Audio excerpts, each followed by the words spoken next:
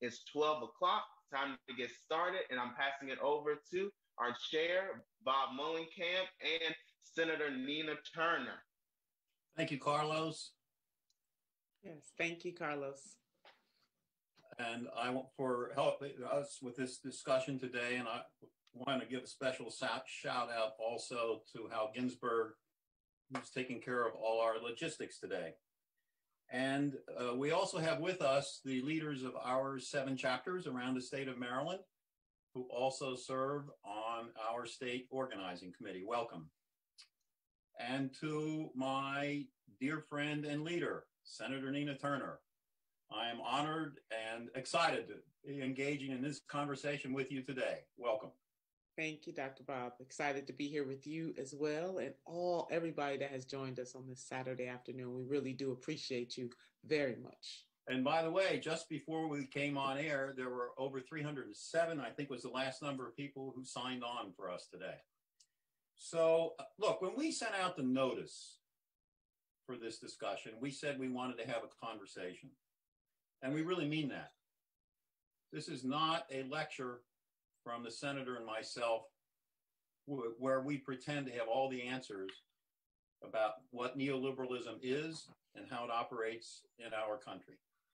In fact, you'll see as we go through this, we have more questions than answers. For example, we don't here today discuss how neoliberalism operates globally. We focus only on our own country. We need to explore much more the relationship between structural racism in our society and neoliberalism. And when we get to the final section and we talk about an emerging alternative to the ideology of neoliberalism, we obviously need to have much more conversation about that. So this is a beginning conversation, and we welcome everyone to it. One thing we are absolutely clear about, though, neoliberalism is opposed to democracy. And the more we are clear about what this is about, the more we will be able to engage in building our democracy so that we can develop an alternative to the ravages that neoliberalism is bringing on our country. And we're going to talk about those ravages over the next 40 years in a couple of minutes. So look, why did I start focusing on trying to understand neoliberalism? It goes back to when Reagan was first elected. I simply could not understand or make sense out of what I was being told was going on in our economy and in our country. It made no sense in my personal life. It made no sense to me as a union organizer. And so I don't have a background in economics. I started studying political economy, and with a lot of other people, we developed a lot of popular education materials and courses on political economy. But it wasn't until I began to look behind that and began to understand what was behind it, which is the ideology behind it, neoliberalism, that I was able to put all the pieces together.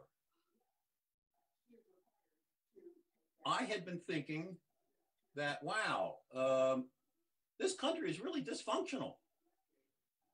The more I understood neoliberalism, the more I understood that was wrong.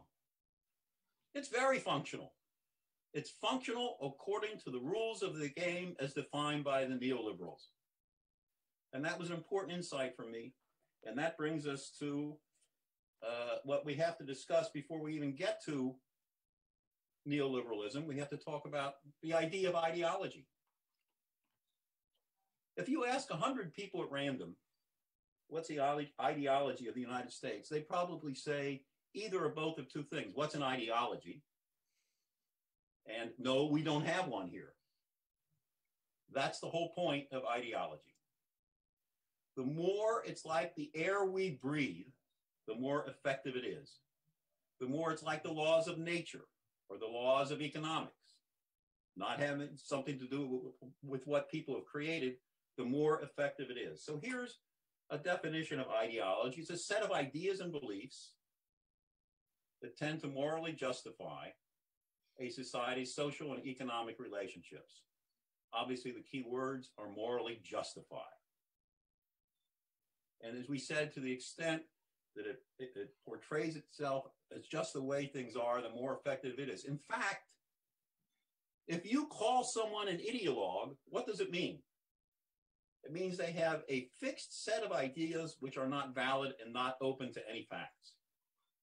Today, Republican senators are saying that if Biden nominates Bernie as Secretary of Labor, they will not approve him. This is today because he is an ideologue.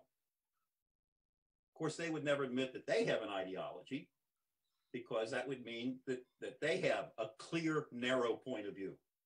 So just as the economy is not like the weather, an ideology is not like the weather, neoliberalism is not like the weather, it is a set of ideas and beliefs created by people to serve their self-interest. Now, before the senator gets to it, we have to talk about the fact that we didn't always live under the neoliberal ideology. Coming out of the Depression and World War II, and for the 30 years up until about 1980, we had what we call a shared economy. A better definition is this one. The ideology from the Great Depression in 1980 was shared white prosperity. Yes. That word in parentheses, Nina, is pretty important. That's right. That's right. And the myth is that it was shared prosperity. It wasn't. It was shared white prosperity, but it was that. So look at this. And this is the most important graph we will use in the course of this discussion. In the 30 years from 1950 to 1980, the enormous productivity of this country increased, doubled the wealth of this country. But look what happened with workers during that period. Workers shared in that growing wealth. Workers' wages and benefits doubled during that period. In a couple of minutes, we're going to update this and what happened to the same graph under neoliberalism. Now, before the senator gives us our definition, we have to say this. Look, this is a terrible word for us. Mm-hmm. Around the world, people use this word, and it's an objective description of how capitalism works. In our country, it is confused with our politics, our political use of the word liberal and liberalism. It has nothing to do with that, and that's our confusion. It comes from what we all learned in high school economics and Econ 101. It goes back to Adam Smith in the late 18th century, where they were just saying, look, you have to free up capital from all these rules and restrictions from the Middle Ages that are centuries old. That's what it comes from. So with that, Senator, yeah, and that's about the point about, capitalism and the types of capitalism. We really do want people to understand that. I mean, I know some of our sisters and brothers, we have a spectrum of beliefs. Some believe that capitalism can never be reformed. Some believe that it can, but we're really talking about predatory capitalism, Dr. Bob, and you were talking about other types of other qualifiers or definitions of that. But the neoliberalism is pretty much embedded in that the global market solves all problems. That is the belief. Many of you have heard the term laissez-faire, just let the government, just let it be. And Nina, what you said earlier, just a minute ago, you called it predatory. Yes. Economists call it market fundamentalism. Mm-hmm. Bernie, as you know, called it hyper-capitalism, right? Yes, that's right. Some people call it capitalism on crack. That's right. All of the above is more than described the type of moment that we're in. And, I'm glad we're right there, because I want to read something from Dr. West that I've just kind of been mulling over in my mind. And I think it really encapsulates everything you have said and what we're going to talk about in the slide that people say right now. But he was describing what was happening under President Donald J. Trump. He went further and said that, but it's the failure of the nation beyond him. He said a nation that allows for endemic inequality, that's what we're talking about, and a culture of greed and consumerism that tramples on the rights and dignity of the poor and minorities decade after decade after decade, goes way beyond the current occupant of the White House. So I just really want you to wrap your mind around that, because what Dr. Bob and I are talking about is generations in the making. And you can have different leaders here or there that exacerbate the bad. But this moment we are in didn't just start 4 years ago. So neoliberalism, again, a global market solves all problems. That's what neoliberals believe. Anything that gets in the way of the market is bad. What does that sound like? That sounds like a lot like our Republican brothers and sisters, doesn't it? So government is bad. And you keep blaming government. Government is bad. And you drill into people's head. Government is bad. Cut taxes. Gotta cut taxes. Free up the market. Let the creators, remember that, let the creators, give them a break. But when you do that, you're actually starving government, because what taxes are supposed to do, it is all of us putting money in the collective pot. That's what that is. Because government is designed for us to do collectively what we cannot do as individuals, like pave roads or ensure that we have clean water, if we do have clean water. Hello, Flint, and other places in this country, because Flint was just the canary in the land in the coal mine. Eliminate regulations. Oh, who needs the FDA? Who needs the EPA? You know what? Because the market is going to take care of that. Privatize. Let's go and privatize everything. Why? Because government is bad. Contract out everything. Why? Because government is bad. Only the private sector. Shrink the government. And then unions get in the way and must be eliminated. Dr. Bob, you have such an incredible saying for that point right there, that unions get in the way and they must be eliminated. Well, by definition, union get in the way of the market. That's the point of having a union. It's called collective bargaining, not individual begging. That's it. And so we're going to see in a minute how unions are front and center of the attack on democracy. But I want to, on the shrink government thing, you and I talked about this famous quote from Grover Norquist, right? Where he says, we're going to shrink government to the size where we can drown it in a bathtub. That's their goal. Their goal. And Doc, somebody, I think it was Richard Carl, he put the market makes profit that is not often related to the good of all. And that is exactly right. And not, we're not saying that making profit is a bad thing. Progressives like us often get labeled with that. That's not the case. But there's a way to do good and well at the same time. And what we have right now with neoliberalism is just, it's run amok. Like the pendulum has swung too far one way, and we need to course correct in this nation. We cannot, this cannot be sustained. And neoliberalism, again, is part of the problem. I firmly believe that neoliberalism is what paved the way for somebody like Donald J. Trump to win the White House, but that's a lecture for another time. Neoliberalism feeds on systemic racism. It creates conditions for right-wing populism. We have seen that live and in living color for the last 4 years, but it was there before. It was just a little more latent. See, so I need folks to understand that. President Donald J. Trump was able to pull up what was already there. And as a country, we don't want to deal with that, but we have to deal with what was happening before him, what was happening before COVID. COVID just pulled back the fissures. So now no longer can we be delusional about systemic racism and what creates these. I was just reading an article this morning about how Black people are still dying at higher rates than our white sisters and brothers when it comes to COVID. Now, I don't want anybody to die, but we know that people are dying. Hundreds of thousands of people are dying. Millions of people have it. But when you look at inequity and inequality, it is exacerbated by race. And 9 times out of 10, if it is bad, Black folks are at the top of that list. We, in effect, are the canaries in the coal mine. Public goods are bad. So anything that the public does is bad. The Republicans have been very good at labeling this, but neoliberals do it too. And then the ideology of austerity. When we were going through the Great Recession, there were many economists that came out and said, even then, that President Obama should have injected more of our money into the economy to turn this thing around. But you will have people talk about austerity, austerity, austerity. That word is always bantied about when it comes to giving relief to we the people, but never when it's to feed the military-industrial complex, for example. And so we must reject these notions of neoliberalism. Doc? So let's hear 3 of the most famous spokespersons for neoliberalism. Jack Welch was the CEO of General Electric for many years. In 1999, Fortune magazine declared him the CEO of the century. He was the CEO who other CEOs wanted to imitate. They would hire his executive vice presidents from GE divisions to run their own companies. And here's what Jack said.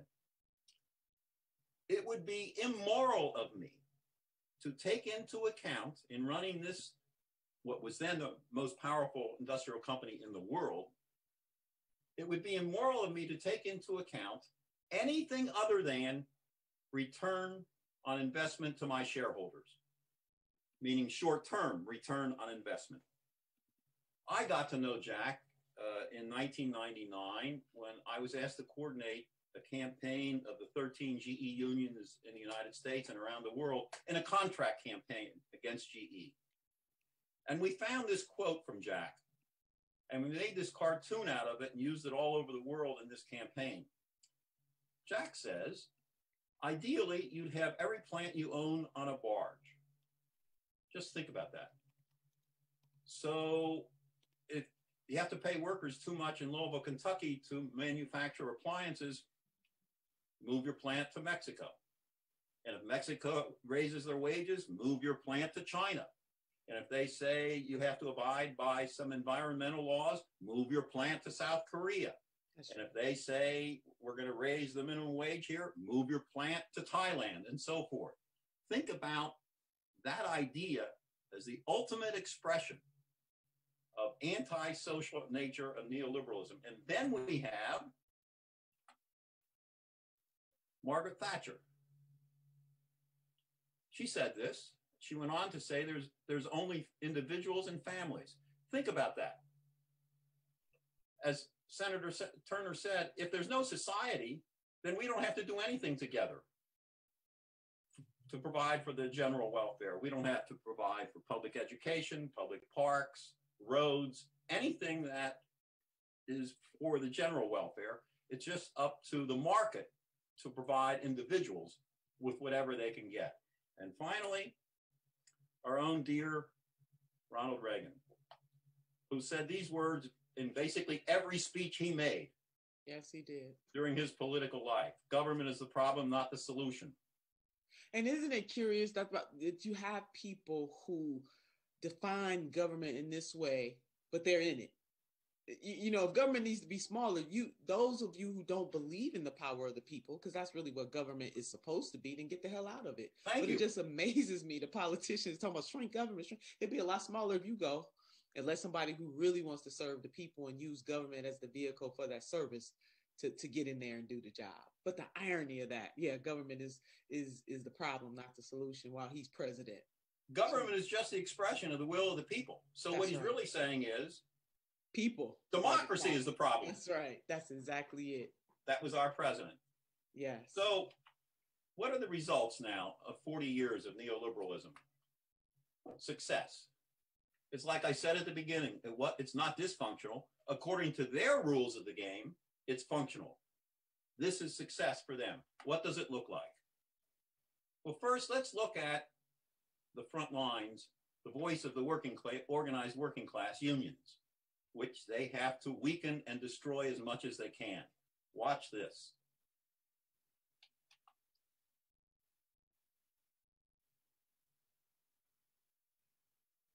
Oops. Hold on.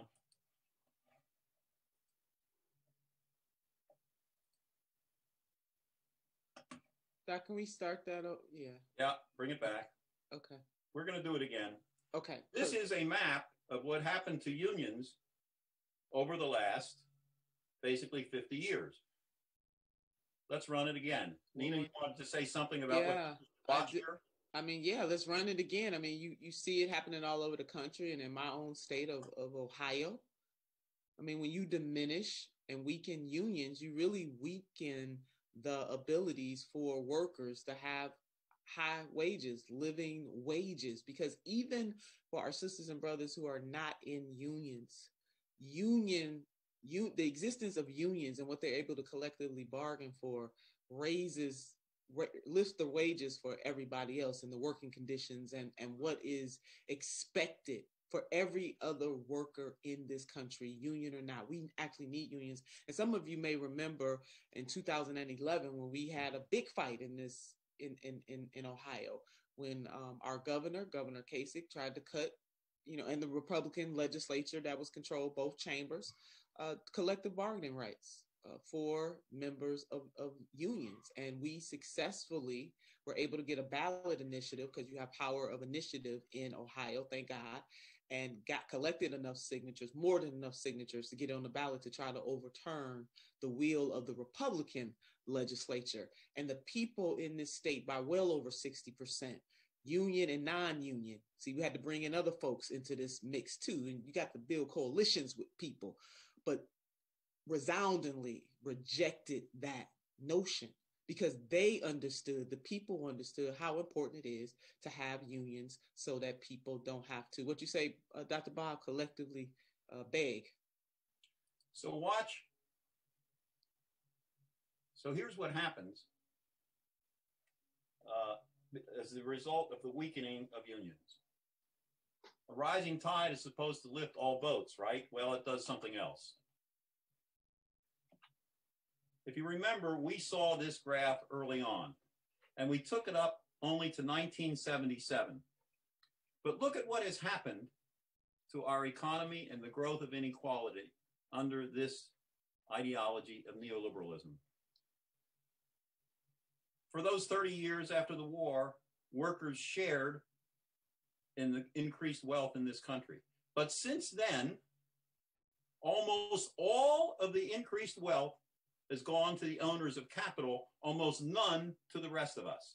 To be specific, the wealth of this country grew by 67% during that period. Workers got 11% of that. All the rest went to the owners of capital.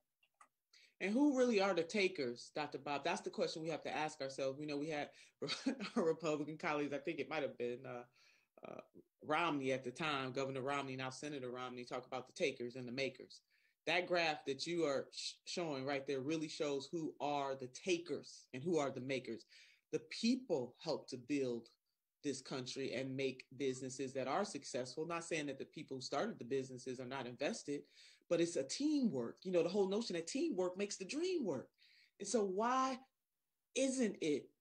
I mean, why wouldn't you want to share in the bounty with the very people who are helping you to build your company? Well, I think we have the answer. Yeah. Okay. All right, Senator. Yes, neoliberalism, cut taxes, but whose taxes? And here we go, 80% in 2017, Trump's tax cuts went to the top 1%. And look where the savings went. The top 1%, about $129,000 saved per person in that category. And the top 0.1%, 722,000 and some change. And then the people who identify as the middle class, $660 measly saved. Now, does that seem fair? And we just got to call the question, is that fair? Now we are the wealthiest state in the country. We have the highest per capita income in the United States. Senator? And we see what is happening with the ultra wealthy. They are making money hand over fist, but then the people who are on the bottom are losing. And whether that's Maryland or Ohio or Florida or California, this same pattern continues, that the share of income that's captured by the top 1%. Maryland is a microcosm of the United States of America as a whole. Again, we cannot sustain, we cannot continue along this course. And it all starts to rise again with people advocating neoliberalism. That's right. And Dr. Bob, can you go back one more as another point I wanted to make, because I'm hoping people are laser focusing in this. We're seeing that, 1920s, 1930s, you see how things are almost parallel, almost. And we see the changes, the ebbs and flows all the way. And then the closer we get to the 2000s, how that peak, I mean, especially in Maryland, higher and higher for the 1%. That is a problem, whether it's Maryland or the United States as a whole. And so the result, Dr. Bob, is this you or me? That's you. Cut This public me. goods. Yeah, the public goods. So higher education from 2008 to 2018, how much the state has spent, $1,220 less per student, yet tuition continues to rise. And this is why the whole notion of college for all that our campaign, that Senator Bernie Sanders was a champion for, it has been for quite some time, not just when he started running for president, is something that is necessary. We as a people must define what public goods are and how much we are willing to invest in that. You know, there was a point in time in this country, as we all realize, where the notion of public education just was not there. You had to be wealthy and you had to be white and you had to be male. And then it started to expand to all white males. And then it slowly expanded to white women, again, leaving out African Americans. It was illegal at one point in this country to teach the descendants of enslaved people how to read and write. And we all know, though, that education is one of the greatest equalizers that we have. It's not the only one, but it's certainly one of the greatest equalizers. And so we must change the model, as we did over time in this country, to look at K through 12 education and say, we said finally at one point in this country, it is a public good and everybody should have it. In the 21st century, we need to change that to pre-K to college is a public good and everybody should have it. And people should not have to walk across the stage with a degree in one hand and damn debt in the other, that it may take them well into their 50s and 60s to even pay off, depending on what type of job they get. So that means they're not going to go into teaching. They might not go into social work. Some of the jobs that that really touch the human condition, those jobs don't pay enough. And so we wonder why they want to go and work on Wall Street and other places like that. Because if you invest that kind of money into your college education, you would like to pay it off and have some disposable income. It really hurts our young people and our young adjacent people from having the type of disposable income. So why wouldn't we as a nation come together and have a social contract? And part of that social contract demands that pre-K through college is a public good that we're willing to invest in. Now think back to what Thatcher said. There's no such thing as society. The flip side of this chart is we could put up a chart here in the growth in debt for college tuition debt. Right. 14 million families have an average of $35,000 in debt, adding up to over $1.5 trillion. That's the flip side of this. It's no longer a public good. It's just up to each of us as an individual to find a way to get a higher education. That is exactly right. And the results, I mean, when you slash regulations and when you let the market solve all problems, the climate crisis is one example of that. You know, air pollution and emissions. And we know that this administration really has done a job on softening the rules, drilling and extractions, water pollution, toxic substances and safety, and the climate crisis that we are facing. So whether it's wildfires out west or dirty water in Flint, the nexus, the origin, the genesis is all the same. But this is what let the market solve the problem does. So let's bring it to our moment, Senator.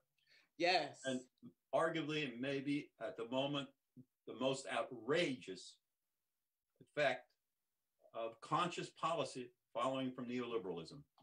Go on and talk about it. So we have the CDC Public Health Emergency Preparedness Program cut by more than a third from 2002 to 2017.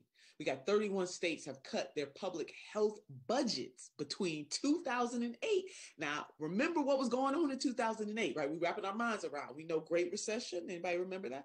To 2017. And then since 2008, local health departments have lost over 55,000 staff, almost 56,000 staff. And here we are in this global pandemic, something that has not happened to this world in over 100 years. And you look at what we were doing before that happened and call the question, why is it so, why is that pressure so much there? As far as I'm concerned, and I know that Dr. Bob agrees, and our senator again was right. But even before our senator said it, other folks were saying it, like the Reverend Dr. Martin Luther King Jr. and other people who understood very clearly that healthcare is a moral right. It is a moral obligation. We should not commodify healthcare, but we do it. Every other industrialized nation on the face of this earth has some type of universal healthcare. Our health is our wealth. There are two things, Mother Earth and our health. Because without those things functioning properly, no other good thing can get done.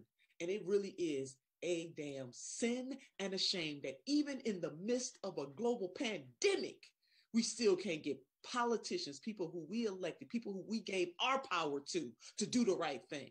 You got the current person, the president-elect, who said about 3-4 months ago, now, hopefully he's changed his mind, but progressives, we need to force some folks to change their mind. But he did an interview, and he was asked the question, if Medicare for All came across your desk, would you sign it? What would you do? He said he would veto it. Again, neoliberalism in the face of a global pandemic and knowing everything that we know right now. It didn't create the virus. No. But it hamstrung our ability to deal with it. You doggone right. Absolutely.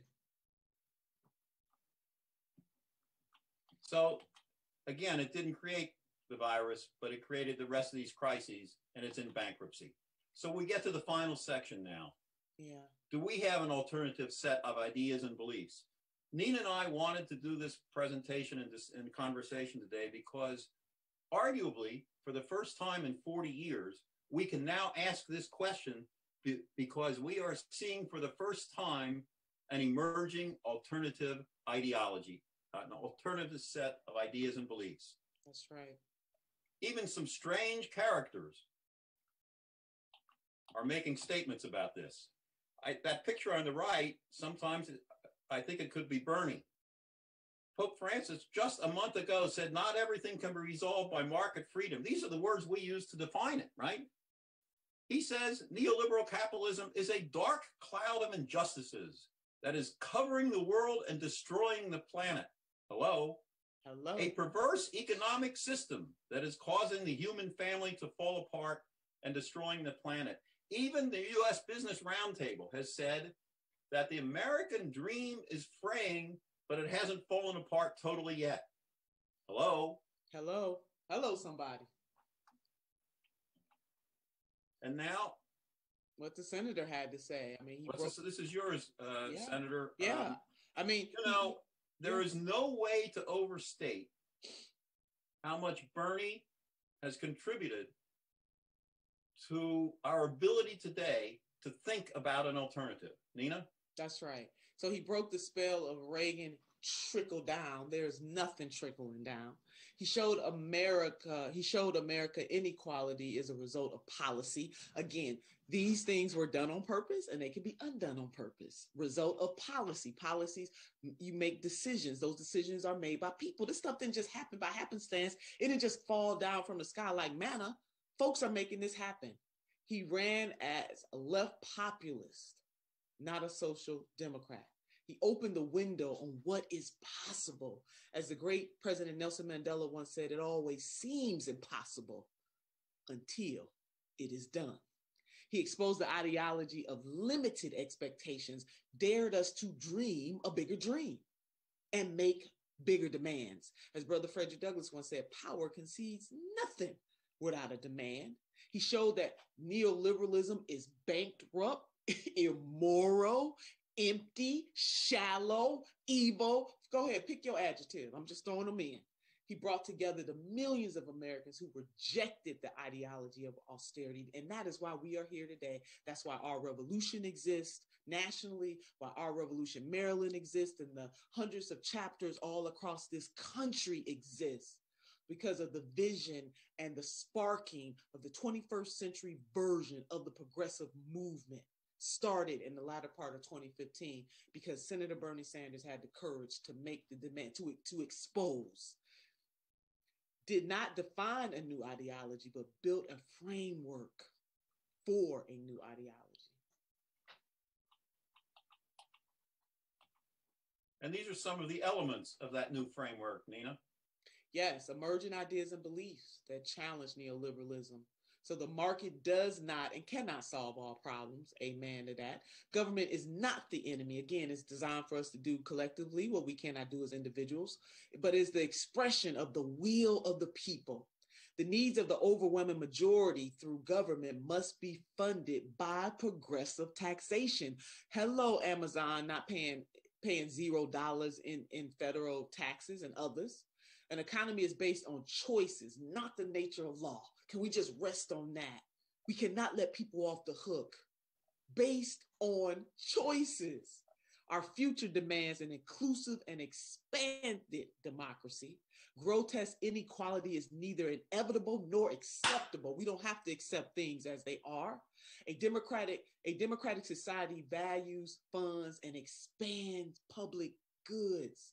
And lastly, ending systemic racism is central to the American agenda. It is not beside it. It is right there. It is fundamental to how we move forward as a nation.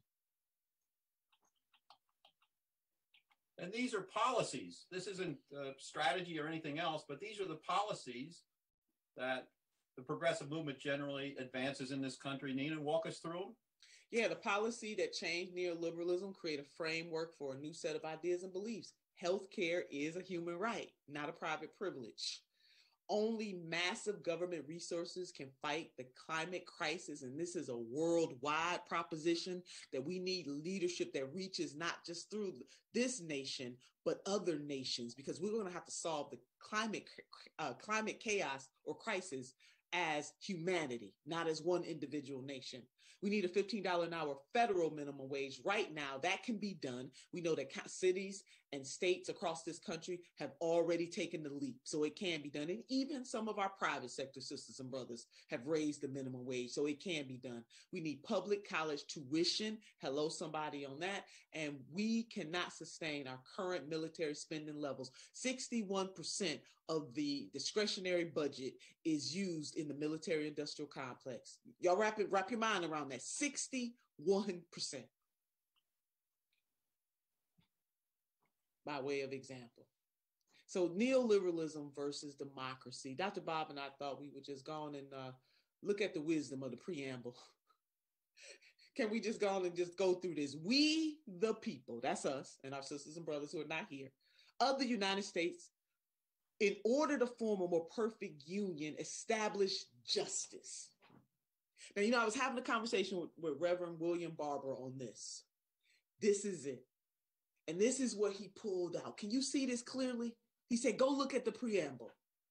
Establish justice is first. That's it and that's all. We really don't have to read any further. Establish justice. What does justice look like? What does justice look like in terms of climate? What does justice look like in terms of jobs? What does justice look like in terms of education? What does justice look like in eradicating racism and white supremacy and anti-Blackness? We, the people of the United States, in order to form a more perfect union, establish justice first. So as Reverend was saying, when the folks are out there chanting no justice, no peace, baby, that's what they're talking about right there. They got it right there from the preamble. Establish justice, ensure domestic tranquility, provide for the common defense, promote the general welfare, capitalize, underline, let's bold it, and secure the blessings of liberty. Liberty is supposed to be a blessing, not an anchor. An uplift, not an anchor, to ourselves and our posterity, our children and our children's children and our children's children's children. Do ordain and establish the Constitution of the United States of America. I hope y'all see that with new eyes. Hello, somebody. Let's go and shout out Reverend Dr. William Barber, because he did that on that. The title of this conversation is Neoliberalism and the Fight for Democracy. The title of this slide is Neoliberalism versus Democracy. Yes. We the people. That's the statement of democracy. Come on. But we don't have democracy just for the sake of it. Government is the expression of democracy. And it tells us what we have government for, as Nina laid out. Nina? Oh my God. One of the greatest unionists Dr. Bob and sisters and brothers of the 20th century. Asa Philip Randolph, and he said these words: equality is the heart and essence of democracy. This is what we're talking about. The heart, the essence of democracy, freedom and justice, equality of opportunity in industry, in labor unions, schools and colleges, government, politics, and before the law. There must be no dual standards of justice. Hello, somebody. No dual rights, privileges, duties, or responsibilities of citizenship. No dual forms of freedom. I'm just going to let that rest right there. We're going to end with a quote from Paulo Freire. Many of you are familiar with him, a great Brazilian working class educator, which captures a lot. He was most concerned with what neoliberalism was doing to young people. And here's what he said, and we'll end with this. The scourge of neoliberalism, with its cynical fatalism,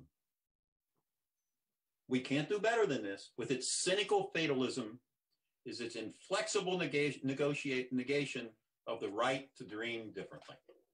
Summarizes the insidious nature of this ideology of neoliberalism. And with that, Carlos, if we have questions for the senator or myself, let's go. Yes, we do, everyone. This has been a great conversation, so I'm gonna just jump right in it. For the people who joined a little late, can you just give them like a 1 to 2 sentence again, just defining neoliberalism?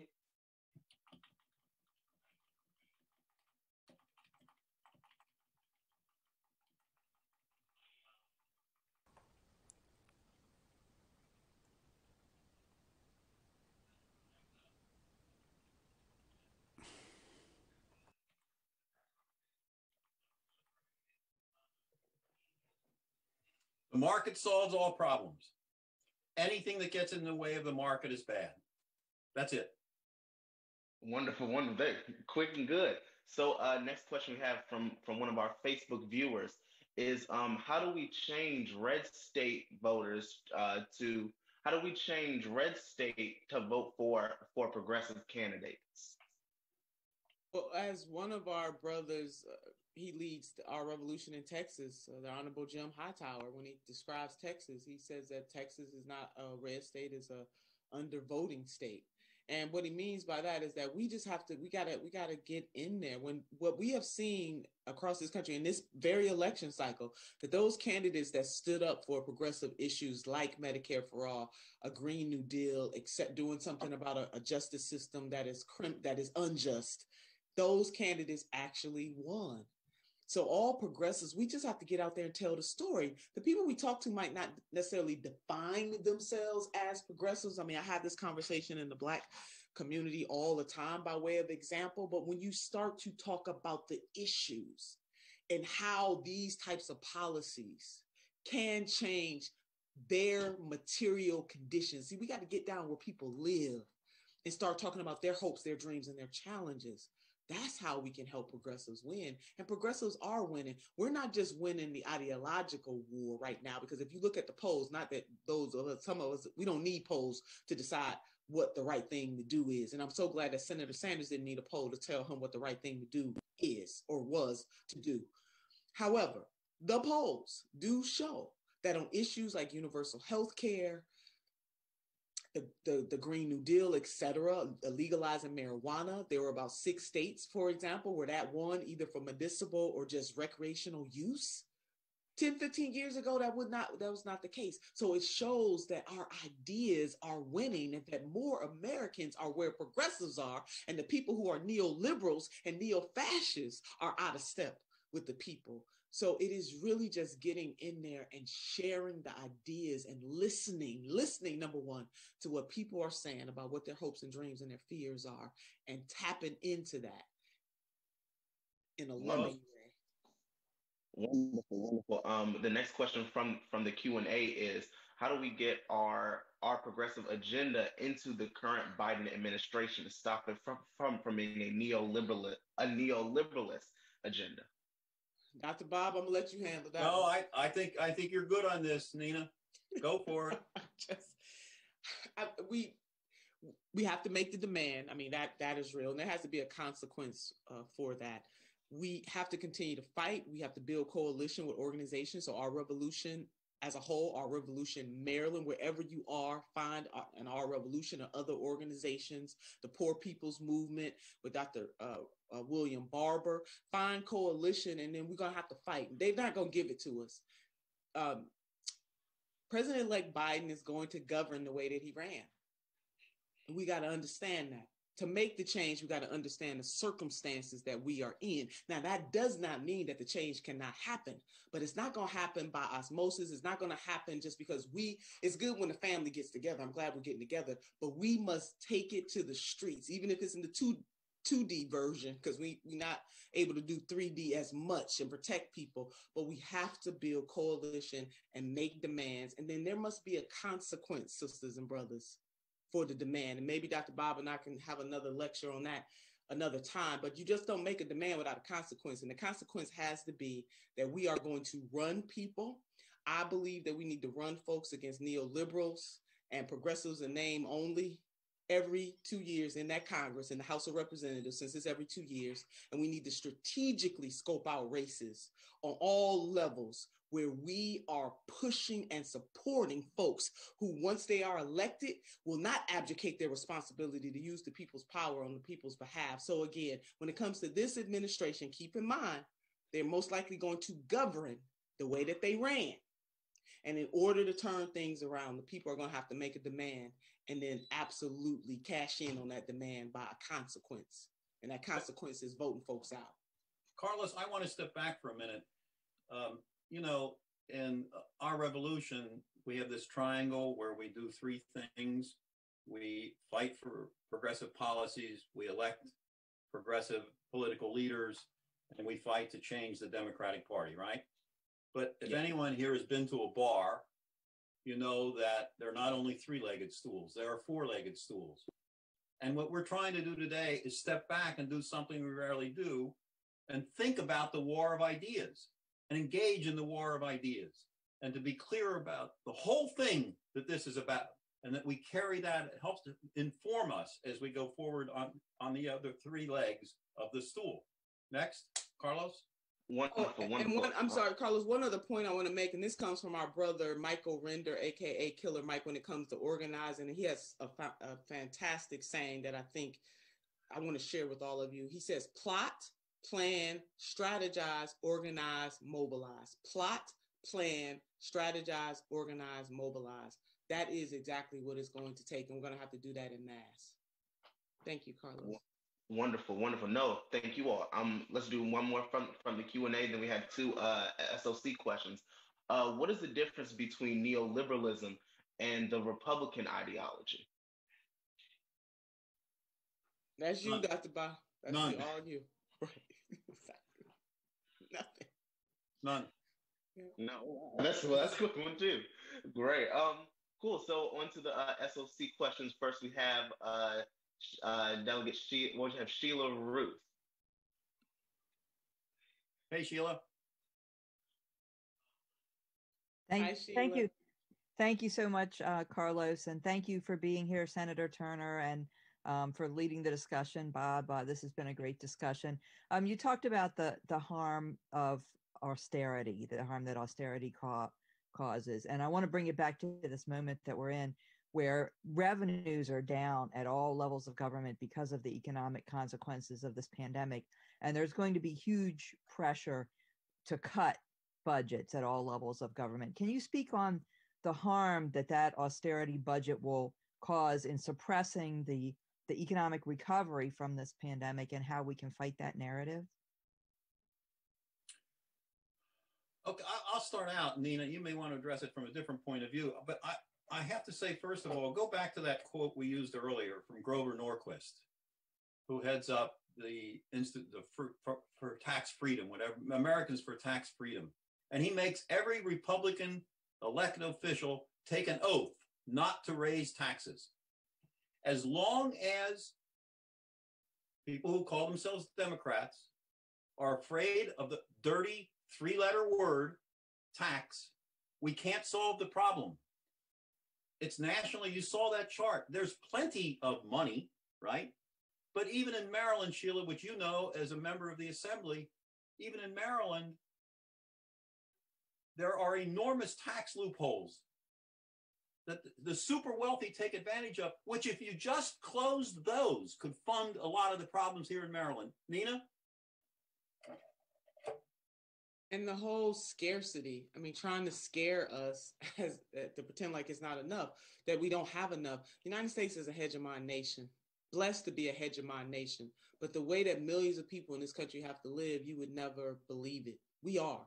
So and government has the biggest stick because, again, it's us. We are the biggest. And when you have times of crisis like this, you need government on all levels to be able to step in. But as Sister Ruth has laid out, government is suffering on all levels because of the scaling back. It didn't just happen this 4 years. It's been happening for the last generation or so of cuts. So then the people who are proponents of smaller government or who actually hate government can say, see, because now when you don't have the resources to provide the services, they point the finger and say, see, I told you government couldn't pull it off. So it is definitely the wrong way to go, and it doesn't have to be this way. If you don't leave here, I mean, I hope you leave here with have learned a lot in our dialogue, but it's important for us to understand that it does not have to be this way. Austerity in times of crisis is bad. They gave away almost $2 trillion in those tax cuts 3 years ago, right? We know what they're coming with now. Oh, there's no money left. Well, they took all the money. We cannot support, elect public officials who are afraid to say we have to raise taxes, period. Thank you. Wonderful, wonderful. And next we have two more questions. Sachitra, give me 1 second. There you go. Thank you. So basically what you have been telling us, Senator Turner and Bob, is that when capitalism becomes wildly successful, we end up with neoliberalism. And that's what we have, right? We have a widely successful global capitalist market, which has resulted in global neoliberalism. And if we think things are bad here, things are a hell of a lot worse in other countries when we put our finger on the scale. And you know, you've outlined a path forward, but the factor I want to bring in is the question of time, because we don't have a lot of time to address this issue with climate change staring at us and a whole system that needs to be reworked, and just the weight of money within the Democratic Party. So do you think that given the scale at which we need to change, whether we can reform the Democratic Party in this short 10-year period that we have? Senator, you're actively engaged in this debate. I don't know, Sister Sachitra.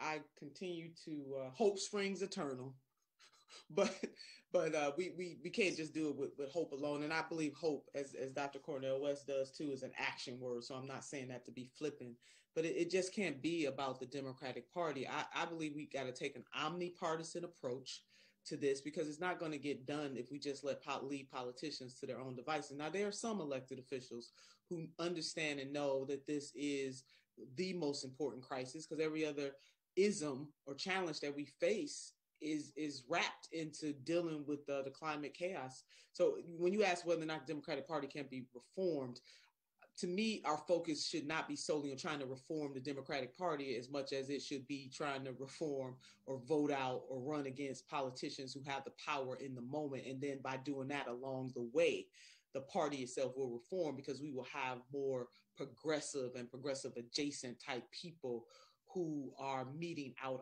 our power. But I don't know, even in the face of this election cycle, by example, President Donald J. Trump got over 70 million votes. I think he had 73 million or so and counting. We got to think about that, wrap our minds around that many of our sisters and brothers, despite knowing what he has done, how he operated, still voted for him. When exit poll question came and asked people for voters who cared the most about the economy, President Donald J. Trump got over 80% of that vote, almost 90% of that vote. When the question was asked, who cares about me? He got the majority of the share of that vote. What that says is that the Democratic Party is doing, they ran away from an economic message. And you cannot run away from that kind of message. There really was no message. The only thing that was beat into people's heads, and it worked in terms of the presidency, it didn't work for the congressional seats, was Trump is bad and I'm better. And being better than Trump, having that as a mantra is a very low bar. So sis, I guess I just said, no, I don't have any faith. I got faith in the people though. People like us, but no, I have no faith in the Democratic Party. Carlos? Yes, we have one last SOC question from Jared. Hi, can you hear me okay? Hey, Jared. Hey, everyone. Thanks, Senator Turner, for coming on today and having this important conversation. And as always, thank you, Bob. My question is, 2020 kind of highlighted the big divide in this country that isn't really talked about, urban and rural. I'm the chapter leader out here on the rural Eastern Shore where Joe Biden is actually from and has spent his entire career. How can we kind of change the narrative that has been pushed in rural areas so long that only neoliberals and neoliberalism works in rural areas? And how can we better message progressivism in rural communities that often get abandoned and overlooked? Go ahead, Senator. Well, people like you, Brother Jared, you carrying that message because you speak the language. You know, I've had the pleasure over the last 5 years to travel to almost every single state in this country. I think there are only 3 states that I didn't physically touch down in. And from rural to urban, what I have found to suburban, basically people want the same thing. So it is how we message, and we can't tear people down and talk about them or question their intellect the way that some neoliberals have done. I might not necessarily be happy about the way somebody voted, but it is their right to vote the way that they want. That is what, we can't be the type of people who only give people choice in certain matters of life. And then we tear them down in others. So we got to be able to speak the language. I'll never forget, we went to some farms, and I believe we're in South Carolina, Jared, all of this kind of blending together. And the senator had a conversation with farmers. Most of those farmers were white, but we had a few Black farmers. And the place was packed, outside, packed. Those farmers came to hear, and the family that hosted it, they're not progressives. They would not define themselves as progressives. But when the senator started talking about healthcare, which is a number one concern for family farms, because either you got to have somebody in your family to work a regular job so they can get the healthcare benefits. Why is that? Because healthcare is tied to somebody's job. And that penalizes family farmers and other small businesses. But when I tell you to a person in that rural community that they were leaning on his every word, you know why? Because he was transparent and he came authentic and he was speaking to their needs. And then he had a conversation with them. It wasn't a one-way, let me tell you, it was also let me listen and understand what matters to you. And not to just plop everybody down in the same. And he knew that most of those people were not either Democrats, they weren't populists by any stretch of the imagination, but he went in and had the conversation. It was one of the most beautiful experiences on the campaign trail. And so we got to duplicate that all across the country. When I ran for Secretary of State, same thing, 88 counties in this state. And when I went into the rural areas, this African-American, this chocolate dipped African-American, and had those conversations with my sisters and brothers. Now, I know Ohio didn't go, that way, but I was able to do that. I didn't win the Secretary of State in 2014, but I gave it a try, fighting against one of the worst vote suppressing Secretary of States in the country. But I had the conversation, and I would like to think that I left an impression on people. So, Jared, it's because of people like you and others have the conversation and talk about what we believe in, and then ask people what their concerns are and what they believe in, and then share with them how the policies that we are fighting for helps change the situation for them and the people that they love. It's just getting understanding. So look, we have to wrap this up. We began this by saying we wanted to have a conversation about neoliberalism. And really, we wanted to begin a conversation. And that's what Nina's last remarks were about. Jared, your question is right on. We have to begin a conversation about all this. And so we'll wrap it up with that. And my dear friend and leader, Senator Nina Turner, thank you for all your work on this prior to this discussion. Well, could not do it without you, Dr. discussion. Bob. You did that. Dr. Bob put this presentation together with a team, and it was just magnificent when he came to me and said, I want to do this together. And it's my honor. I love you, our revolution, so very much. We have built, we've built a lot of beautifulness here and something, a strong foundation. And I know that we're going to continue pushing for years to come. And Dr. Bob, I know what Carlos and Hal have some announcements to make, huh? We make a pretty good team, huh, Dr. Bob? I think so. Yeah. It's fun. It was Carlos, fun. Al? Yeah.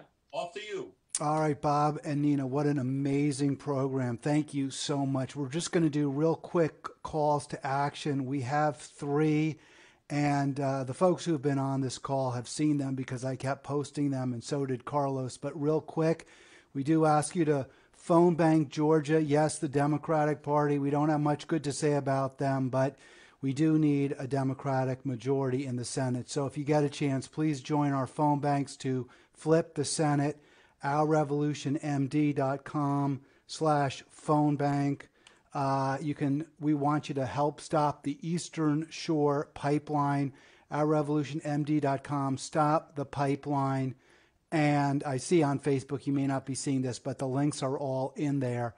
And finally, we do ask you if you got a chance to donate to Our Revolution Maryland, OurRevolutionMD.com/donate.